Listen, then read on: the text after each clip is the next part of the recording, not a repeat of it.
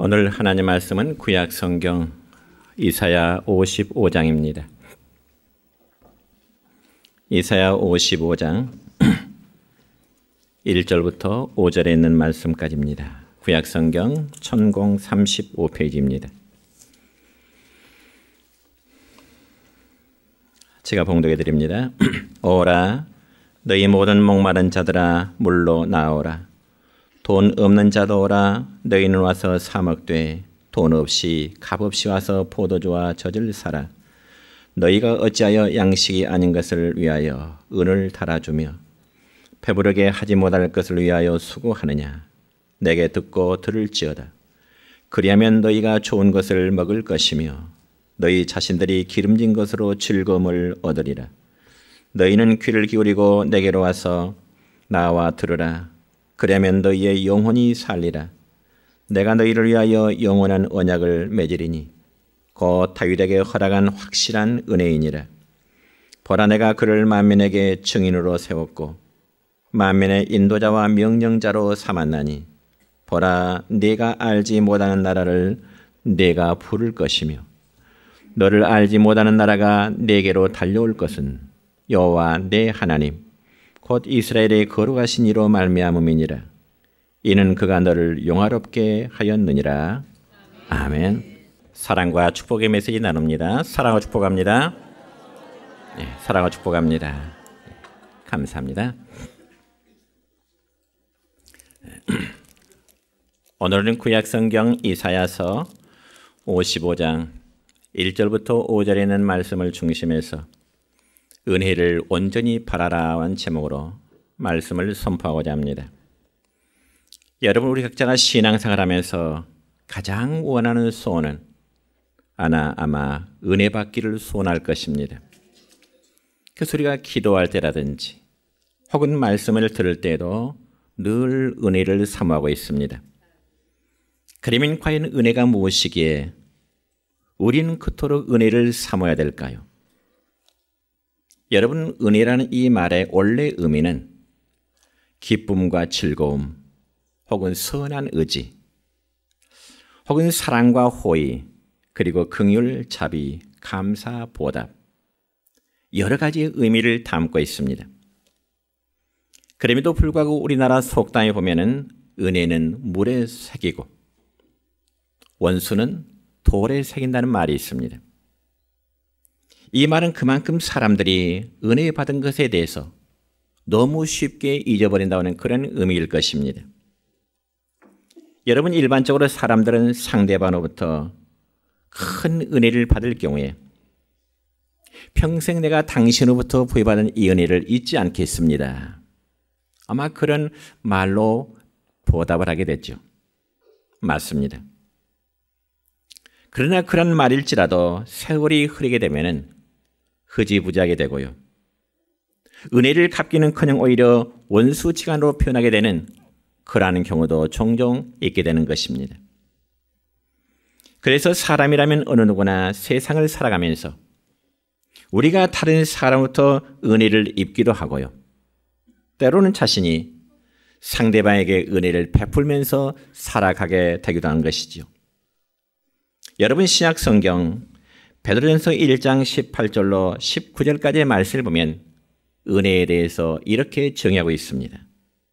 함께 읽습니다. 시작. 너희가 알거니와 너희 조상이 물려준 헛된 행실에서 대속함을 받은 것은 은이나 금같이 없어질 것으로 된 것이 아니요 오직 흠없고 점없는 어린 양 같은 그리스도의 보배로운 피로 된 것이니라. 아멘. 그렇습니다.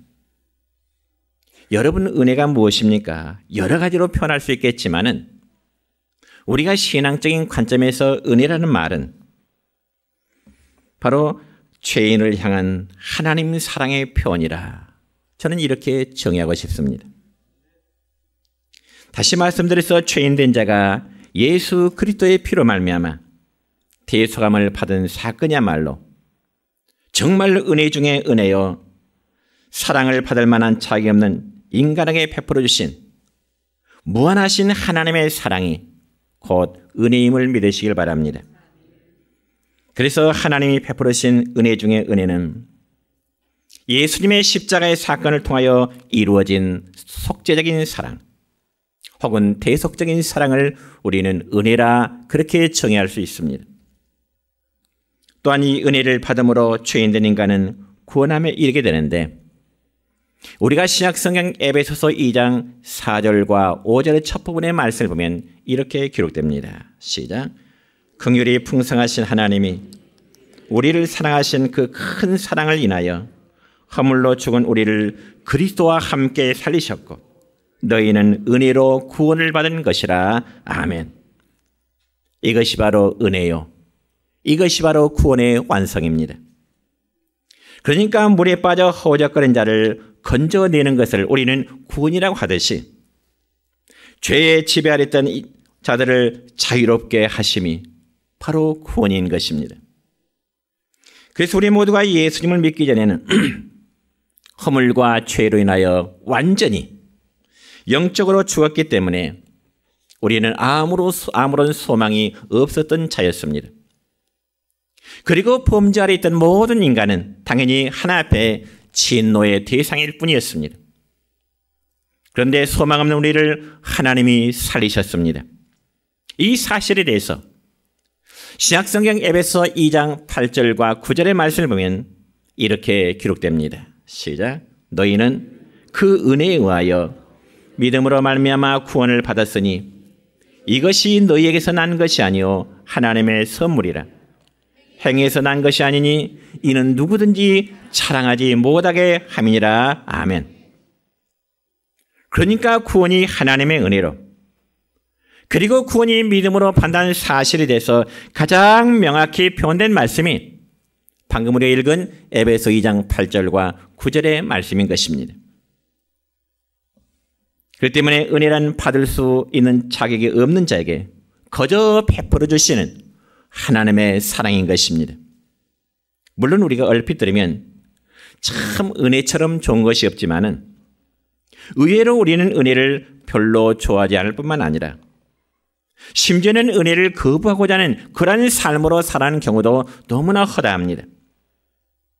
뿐만 아니라 우리는 내가 자격을 갖추고 있기 때문에 마치 하나님의 은혜와 하나님의 구원을 받은 것처럼 착각할 수도 있다는 거죠. 그러면 이러한 은혜를 우리가 어떻게 받을 수 있을까요? 첫째로는 값없이 주시는 하나님의 선물이라는 사실입니다. 여러분, 선물은 아무런 조건이 없어야 되는 거지요. 그런데 만약 어떤 조건이 따른 선물이라면 그건 선물이 아니고 뇌물이 되고야 말 것입니다. 오늘 읽은 말씀 가운데 오늘 본문 1절의 말씀을 볼까요? 이렇게 기록됩니다. 시작. 너희 모든 목마른 자들아 물로 나오라. 돈 없는 자도 오라. 너희는 와서 사 먹되 돈 없이 값없이 와서 포도주와 젖을 사라. 아멘. 그러니까 생명을 지속시키는 데 필요한 물과 우리에게 영양을 공급해주는 포도주와 젖을 언급했던데 이건 영적인 의미로 표현하자면 은혜의 풍성함이라 그렇게 표현할 수 있을 것입니다. 오늘 본문의 역사적인 배경은 이렇습니다. 이스라엘이 바벨론 나라의 포로로 잡혀간 상황이지요.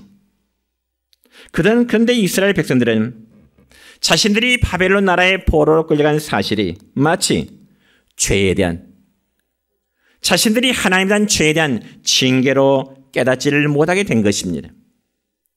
오히려 자신들이 바벨론의 포로가 된 것은 여호와의 종교가 바벨론의 신을 이기지 못한 마치 자기들 섬기는 하나님 여호와가 마치 무능한 신으로 그렇게 잘못된 인식을 하게 된 것입니다. 다시 말씀드려서 하나님이 정말 능력이 있으시다면 아브라함의 언약 백성들인 자신들을 보호하실 것인데 능력이 없기 때문에 자신들을 바벨론 나라의 포로로 끌려가게 방치했다는 관념으로 하나님에 대한 인식이 그러했던 것입니다. 그래서 하나님은 그 무지한 백성들 불순종 때문에 심판으로 인한 멸망임을 깨닫도록 하기 위해서 하나님은 이사야 선지자를 보내시고 그들에게 하나님의 말씀을 선포하도록 하셨던 것입니다. 그리고 바벨론의 어떤 것도 의지하지 말고 여호와께로 돌아오라. 하나님께로 돌아오라. 그 선자의 외침이 그 백성들을 향하여 선포하게 되는 것입니다. 그러므로 하나님께서는 목마른 자들과 그리고 돈 없는 자들을 구원하시기 위해서 부르셨는데 목마른 자들에게는 물로 나오라 그렇게 말씀하십니다. 그러면 과연 여기서 목마른 자는 어떤 의미를 말씀할까요?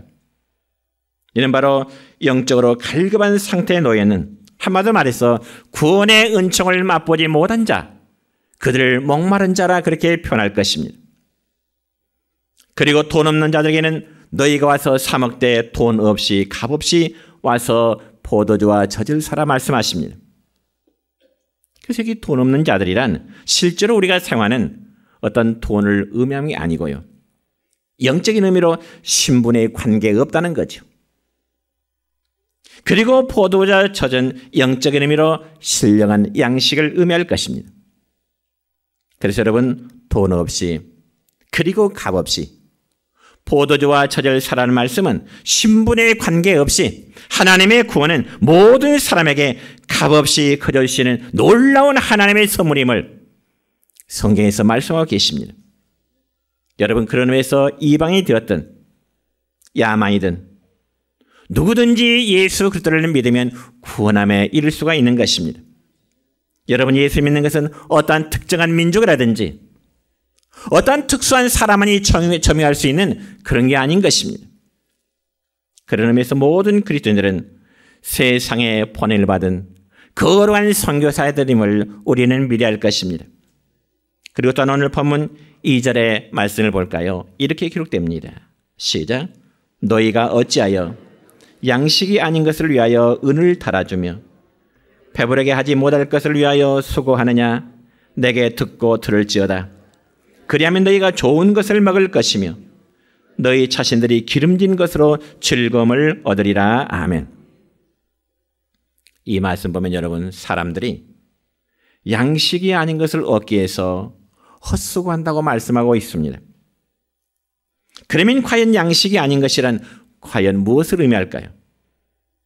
일반적으로 말할 때 양식이란 단순히 먹고 마시는 것만을 의미하지 않고 어떤 세상적인 물질이나 혹은 육적인 쾌락 다 포함할 것입니다.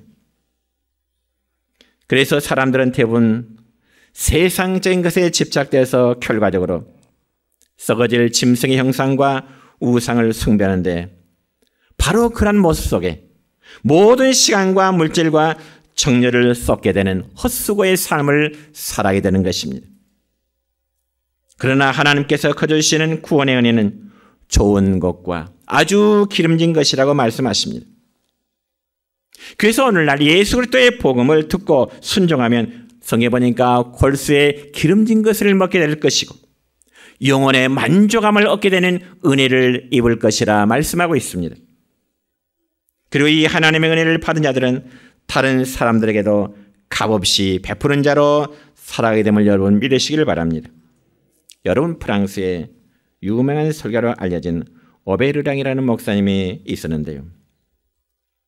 그분은 젊었을 때 눈 덮인 저 높은 알프스 산에 등산하러 갔다가 그만 발을 잘못 디뎌서 깊은 계곡으로 떨어지고야 말았습니다. 그리고 오랫동안 정신을 잃었다가 점차 정신이 회복되어 눈을 떠보니까요, 어느 집 안방에 자신이 누워있는 것이지요. 그래서 오베르랑 목사님은 눈 덮인 계곡에서 떨어져서 얼어 죽지 않고 살아있게 된 것이 너무나 감사해서 자기를 살려준 집 주인에게 감사를 드리면서 이런 말합니다. 당신은 나의 목숨을 살려주신 생명의 은인입니다. 그런데 당신의 이름은 무엇이고 이곳의 주소는 어떻게 됩니까? 내가 돌아가서 반드시 당신에게 은혜를 갚겠습니다. 이렇게 물었습니다. 그자 오베르랑 목사님을 이제 구해준 그 농부는 웃으면서 이렇게 말하죠. 그럼 저도 당신에게 한 가지 묻겠습니다. 제 질문에 대답하실 수 있다면 저도 제 이름과 주소를 알려드리죠. 그러면서 묻기를 이렇게 묻습니다. 당신은 예수님께서 비유적으로 말씀하신 선한 사마리아인의 사람과 그 이름과 그 주소를 알고 계십니까? 이렇게 물었다는 겁니다. 그러면서 말하기를 사랑과 은혜를 베푼 자는 흔적을 남기지 않습니다. 멋지잖아요. 사랑과 은혜를 베푼 자는 흔적을 남기지 않답니다. 그런 반면에 보통 사람들은 어떻습니까? 할 수만 있다면 자신의 선한 행위 많은 사람들에게 알려지기를 원하고 있습니다. 그렇지만 하나님의 은혜 받음을 깨달은 자들은 다른 사람에게도 사랑과 은혜를 베푸는 자로 살아가게 됨을 여러분 믿으시기를 바랍니다.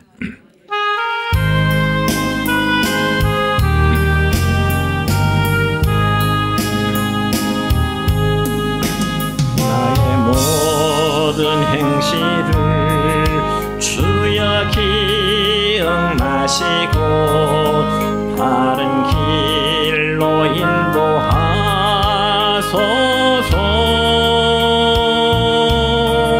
기쁠 때나 슬플 때 나와 동행하시며 밤낮으로 인도하소서.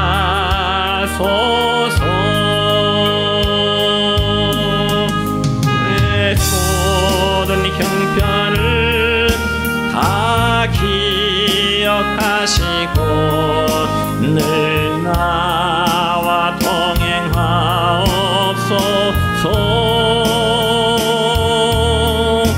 나의 생명 주 앞에 남김없이 드리니 주여 나를 지켜주소서.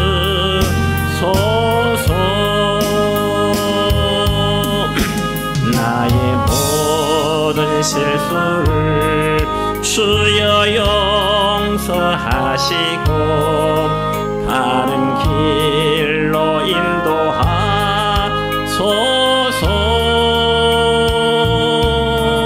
주의 크신 사랑과 하늘나라 영광을 나도 전파하게 하소서.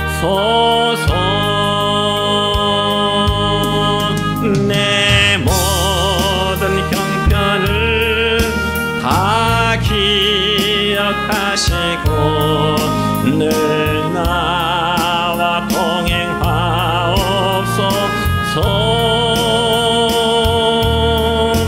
나의 생명 주 앞에 남김없이 드리니 주여 나를 지켜주소서.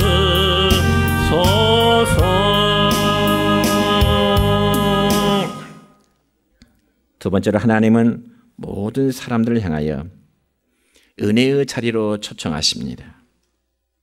여러분 신약성경 베드로전서 1장 13절의 말씀을 보면 이런 말씀이 있습니다. 시작. 그러므로 너희 마음의 허리를 동이고 근신하여 예수 그리스도께서 나타나실 때 너희에게 가하실 은혜를 온전히 바랄지어다. 아멘. 여러분 하나님은 우리에게 은혜를 베푸시고자 우리를 부르십니다. 그래서 누가복음 14장에 기록된 예수님의 비유적인 말씀 가운데 이런 내용의 말씀이 있습니다. 어떤 나라에 왕의 아들의 혼인 잔치가 있었습니다.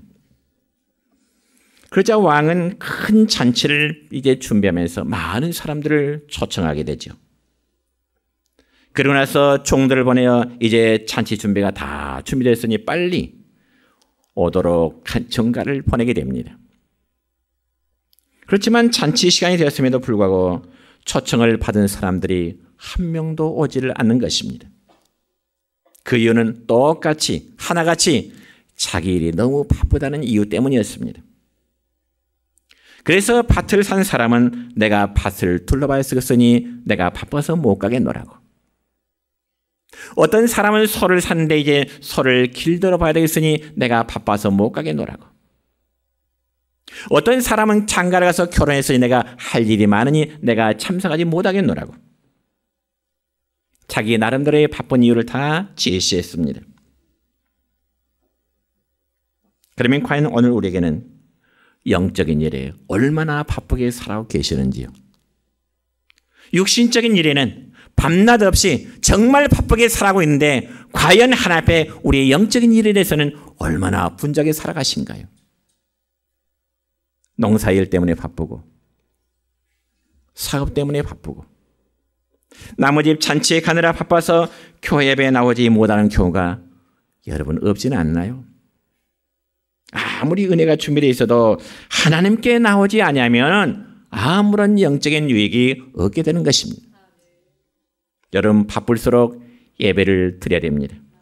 아무리 바빠도 기도 생활을 그쳐서는 안 됩니다. 바쁘기 때문에 더 하나님을 찾아야 영적인 성숙함과 은혜로운 삶을 살아갈 수가 있는 것입니다. 그래야 하나님의 확실한 은혜를 받을 수 있음을 여러분 믿으시길 바랍니다. 그러면 다시금 우리가 하나님의 초청에 응하면 과연 우리에게는 어떠한 복을 얻을 수 있을까요? 2절 하반절의 말씀 보면 이런 말씀이 있습니다. 시작. 내게 듣고 들을지어다. 그리하면 너희가 좋은 것을 먹을 것이며 아멘.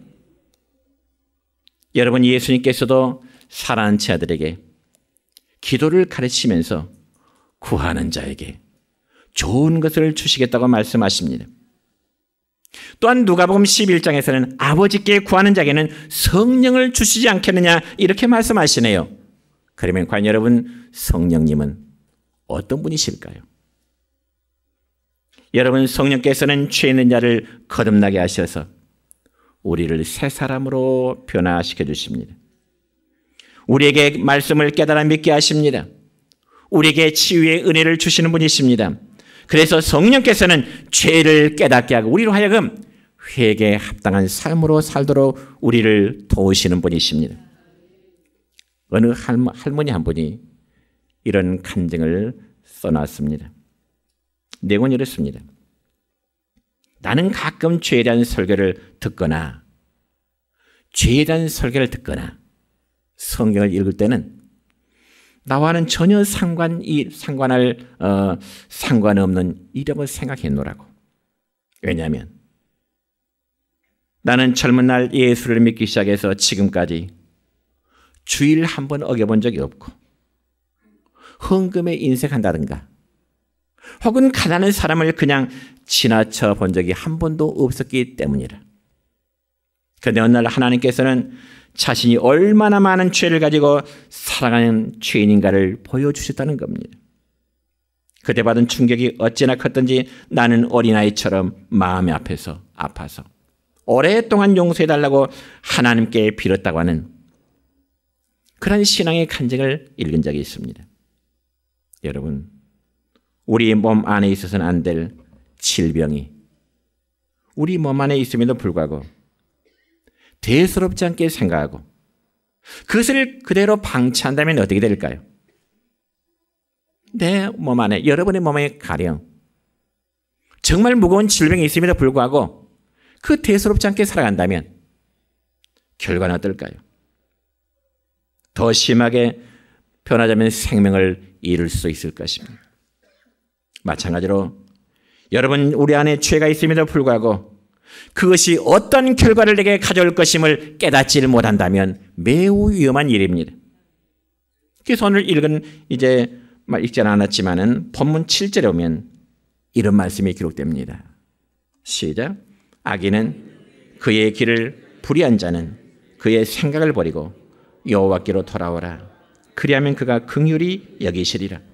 우리 하나님께로 돌아오라. 그가 너그럽게 용서하시리라. 아멘. 여러분 저는 지난 주일에도 구약성경 호세아 14장에 있는 말씀 가지고 설교 말씀 드렸는데 거기에 보면은요 여호와께로 돌아오라 하는 말씀이 있습니다. 여호와께 돌아오라. 그게 뭘까요?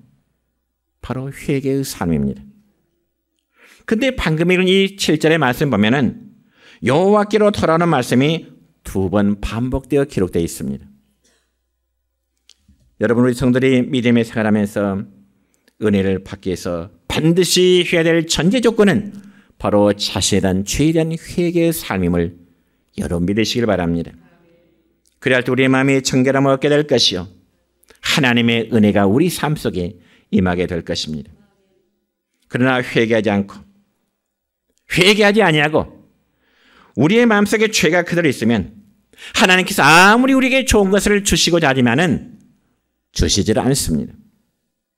이 점에서 구약성경 에레미야 5장 25절의 말씀 볼까요?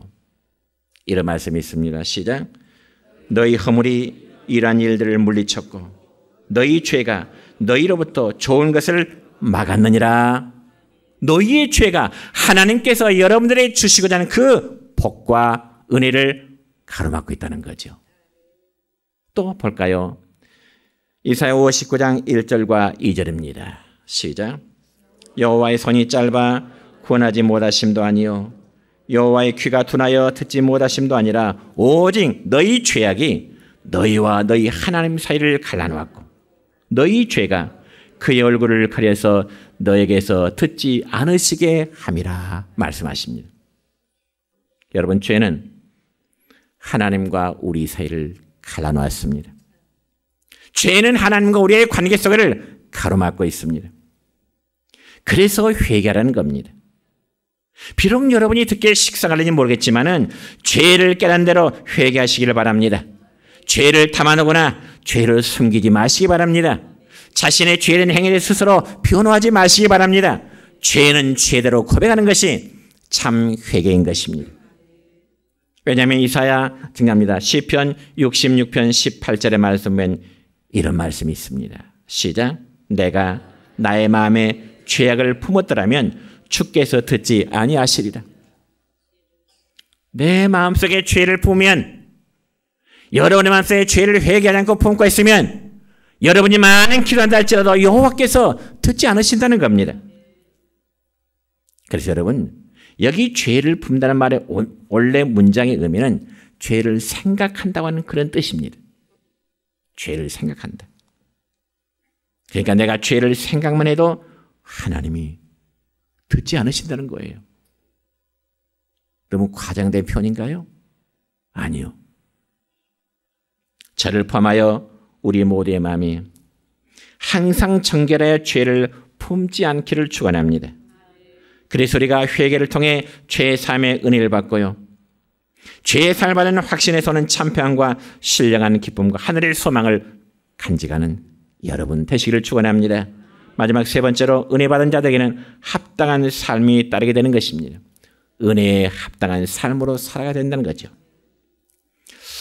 여러분 신약성경 베드로전서 1장 17절의 말씀입니다. 시작. 외모로 보시지 않고 각 사람의 행위대로 심판하신 이를 너희가 아버지라 부른 즉 너희가 나그네로 있을 때를 두려움으로 지내라. 아멘. 우리 성도들은 하나님의 자녀들입니다. 맞습니까? 우리는 하나님의 자녀이기 때문에 언젠가는 우리의 영원한 본향이신 하나님의 나라에 들어갈 자들입니다. 그래서 성도는 그 본향을 생각하고 잠시 우리가 이 세상에 나그네로 살 때 늘 이제 두려움으로 지내라 말씀하십니다. 두려움으로 지내라. 이 말을 다른 말로 표현하자면 하나님의 백성답게 두렵고 떨리는 마음으로 구원을 이루어가라고 하는 그런 뜻입니다. 그래서 그러한 삶을 살아가도록 위해서 몇 가지의 공고를 하는데 먼저 베드로전서 1장 13절의 말씀 볼까요? 이렇습니다. 시작. 그러므로 너희 마음의 허리를 동이고 근신하여 예수 그리스도께서 나타나실 때 너희에게 가져다 주실 은혜를 온전히 바랄지어다. 아멘. 여러분 마음의 허리를 동이라. 마음의 허리를 동이라는 이 말은 성도의 영적, 정신적인 무장을 한마디로 은유적인 표현으로 하는 말씀입니다. 왜냐하면 신앙의 영적인 자세가 흐트러지면 무엇이 진짜고 무엇이 가짜인 줄 분별하기 어려워서 우리는 쉽게 유혹에 빠질 수 있기 때문에 그렇습니다. 여러분 사탄 마귀는 성도들의 허점을 노리고 있습니다. 악한 영은 성도들의 약한 부분들, 허점이 무엇인가를 노립니다.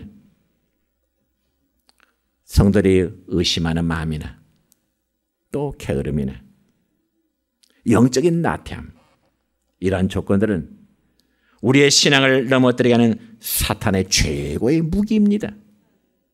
의심하는 것, 영적인 나태함, 신앙생활의 게으름, 사탄이 이런 조건들을 가지고 우리를 넘어뜨리도록 하는 최고의 무기다, 그 말이에요. 그래서 베드로전서 4장 7절의 말씀 볼까요? 이렇습니다. 시작. 만물의 마지막이 가까이 왔으니 그러므로 너희는 정신을 차리고 근신하여 기도하라. 늘 긴장감 속에 신앙생활하라는 말씀이에요. 은혜 받은 성도들일지라도 우리가 영적 정신적인 무장을 하지 않으면 우리의 신앙이 언제 무너지는지 알 수 없습니다. 그리고 은혜 받은 자의 합당한 삶이란 이 악한 세대를 본받지 말아야 하는 것이죠. 은혜 받은 성도일수록 이 세상의 죄된 문화 속에 구별되어야 된다는 거예요. 바로 그 점에 있어 신약성경 로마서 12장 2절의 말씀 볼까요? 이렇게 기록됩니다. 시작. 너희는 이 세대를 본받지 말고 오직 마음을 새롭게 함으로 변화를 받아 하나님의 선하시고 기뻐하시고 온전하신 뜻이 무엇인지 분별하도록 하라. 아멘.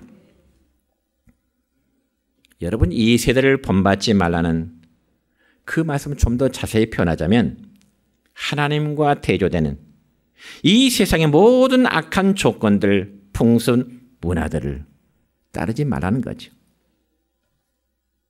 그러면 더 구체적으로 세상의 악한 모든 조건이란 무엇일까요? 이 점에서 바울 사도는 갈라디아서 5장 19절부터 21절까지의 말씀 보면 이렇게 정의하고 있습니다. 시작. 음행과 더러운 것과 호색과 우상 숭배와 추술과 원수 맺는 것과 분쟁과 시기와 분냄과 당 짓는 것과 분열함과 이단과 투기와 술 취함과 방탕함이라 그렇습니다. 여러분, 신앙생활하는 성도가 중간에 낙오하는 사람들을 종종 보면은 한마디로 세상적인 욕망을 버리지 못하는데 대부분 그런 원인들이 있습니다. 그러니까 인생의 목표를 잘못 세웠거나 혹은 눈앞에 드러난 세상적인 욕망의 칼에서 삶의 목적지가 바르지 못할 때, 신앙의 목표가 바르지 못할 때 쉽게 무너지는 경우들이 있다는 거죠. 바라기는 우리 성도들이 바라봐야 할 것은 주님 재림하신 날의 영광입니다. 그래서 그날에 있을 영광과 은혜를 바라보고요. 지금 세상의 유혹에서 벗어나야 되겠죠. 그럼에도 세상에서 더 많이, 더 빨리, 더 크게 소유하고 성공하려고 하는 것이 인간의 욕망인 것입니다. 마지막으로 어떤 목사님이 쓴 책에 이런 내용이 있기 때문에 한번 소개하고 마치고자 합니다. 어떤 목사님이 배를 타고 여행하는데 바다 한가운데만큼 갔을 때 참 이상한 광경을 보았다는 겁니다. 그 광경은 다름 아니고 바다에 날치 고깃대들이 바다 수면 위로 점프하면서 말이죠. 이 날치 고깃들이 더 높기, 멀리 날려고 경쟁하는 모습을 이 목사님이 봤다는 겁니다. 날치 고기가 더 높고 더 멀리 뛰려고.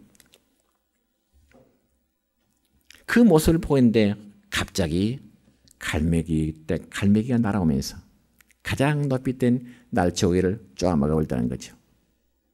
그 다음에 두 번째 높은 날치 고기를 쪼아먹어 버리고요. 겨우 수면 위로 떠오른 고기들은 잡아먹질 않고요. 그러면서 그 모습을 보면서 그 목사님이 참 좋은 영적 교훈을 받았다는 거죠. 교만과 과욕을 부리며 날치가 잡혀 먹이는 것 같이 예수 믿는 성도할지라도 세상적인 욕망에 자신을 지키지 못하면 넘어질 가능성이 많다는 거죠. 여러분, 예수 믿는 성도는 은혜 받은 자의 삶으로 살아 분명히 세상의 죄된 문화로부터 정말 구별된 삶을 살아야 됩니다. 그리고 여호와께 돌아오는 회개의 삶으로 우리의 심령이 항상 정결하게 되기를 우리 주 예수 그리스도의 이름으로 축원합니다.